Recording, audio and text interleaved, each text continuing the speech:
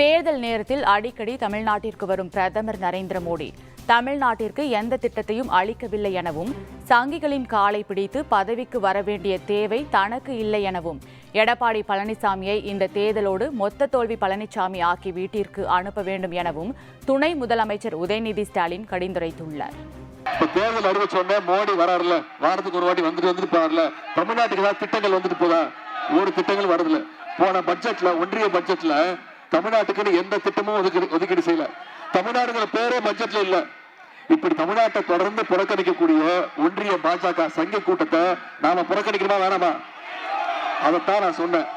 நம்முடைய தலைவர் எதிர்த்து குரல் கொடுக்கிறார்ல, ஒரு முதலமைச்சரா தமிழ்நாட்டுக்கு எந்த துரோகம் பண்ணாலும், நம்முடைய உரிமைகளா பறிக்கப்பட்டா நம்முடைய முதலமைச்சர் தான் முதல் குரல் கொடுக்கிறார்.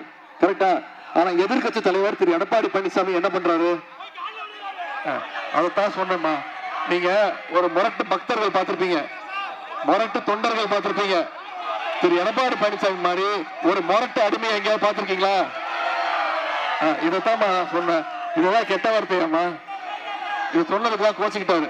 ஏற்கனவே தமிழ்நாட்டு மக்கள் தொடர்ந்து தோல்வியை கொடுத்திருக்கிறோம். இது வரைக்கும் 10 தோல்வி கொடுத்திருக்கிறோம். 10 தோல்வி பழனிசாமியை இந்த தேர்தலோட மொத்த தோல்வி பழனிசாமியாக்கி வீட்டுக்கு அனுப்பி ஆகணும். செஞ்சு காட்டுவீங்களா?